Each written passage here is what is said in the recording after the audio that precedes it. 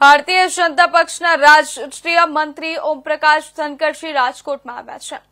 રાજકોટમાં કાર્યકર્તાઓ સાથે સંવાદ કર્યો। પત્રકારો સાથે શુભેચ્છા મિલનનું આયોજન કરાયું। કાર્યકર્તાઓ સાથે મીટિંગ યોજાઈ બાદ ઓમપ્રકાશ દ્વારા પત્રકાર પરિષદ યોજવામાં આવી। આજરોજ બિહારમાં શપથ ગ્રહણ કાર્યક્રમ યોજાયો। જંગલરાજ પૂર્ણ થયું। એનડીએની સરકારમાં સારા વિકાસના કામો થયા। સ્ટેચ્યુ ઓફ યુનિટી માટે લોહા એકત્રિત કરવાનો મોકો મળ્યો। તેથી સરદાર વલ્લભભાઈ પટેલને વધુ જાણવાનો મોકો મળ્યો। સરદાર વલ્લભભાઈ પટેલે હૈદરાબાદ અને સેવન સિસ્ટરની જવાબદારી લેતા પાછળથી આઝાદી મળી। નહેરુએ જવાબદારી લેતા હજુ કાશ્મીરીઓ મુશ્કેલીમાં છે। સરદાર વલ્લભભાઈ પટેલની જન્મ જયંતિ, વંદે માતરમના 150 વર્ષ અને ભગવાન બિરસા મુંડાની જન્મ જયંતિને લઈને પ્રવાસ કરી રહ્યા છે।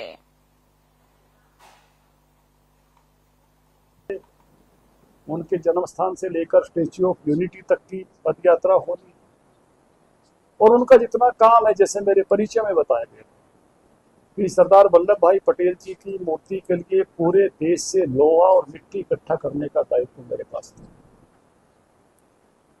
और इसके नाते से पूरे देश भर में जो मैंने प्रवास किया और उसके नाते से सरदार के व्यक्तित्व को जो जानने का अवसर मिला।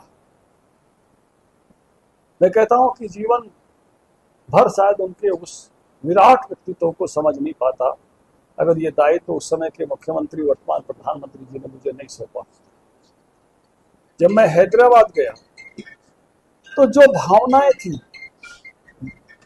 हैदराबाद के लोगों की, जो इमोशंस था और जिस ढंग से उन्होंने इस भावना का स्वागत किया कि सरदार की इतनी ऊंची प्रतिमा बन रही है, उसके लिए लोहा मिट्टी लेकर आए।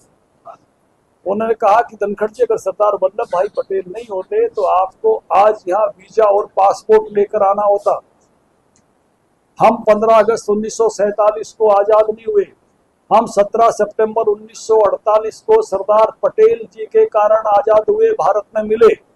15 अगस्त 1947 को जब हमने तिरंगा फहराया, मिठाइयां बांटी, तो हमारी तो पिटाई हुई थी, जेलों में ठोका गया था, घोड़ा पुलिस हमको रौंदने के लिए छोड़ी गई थी।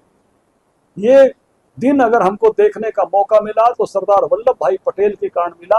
और शानदार उनकी प्रतिमा उन्होंने लगाई हुई थी, पीछे चित्र कि कैसे निजाम हैदराबाद सर झुकाए उनके सामने खड़ा है और सरदार कैसे ऐसे तनकर खड़े हुए हैं।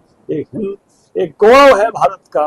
वो भाव जो मुझे देखने को मिले, वो भाव हर भारतीय तक पहुंचने चाहिए। जब मैं असम में गया तो इसी प्रकार का भाव सेवन सिस्टर्स में था, असम के लोगों में था।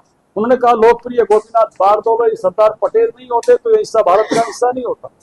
बहुत सारे षड्यंत्र चल रहे थे कि हिस्सा पाकिस्तान का हिस्सा हो जाए। इन्होंने इस हिस्से को भारत के साथ रखने का काम किया, हम आभारी हैं। लेकिन जब मैं कश्मीर में गया तो मैंने दूसरे भाव देखे। उन्होंने कहा कि नेहरू जी ने ये दायित्व अपने पर ले लिया और इसके कारण से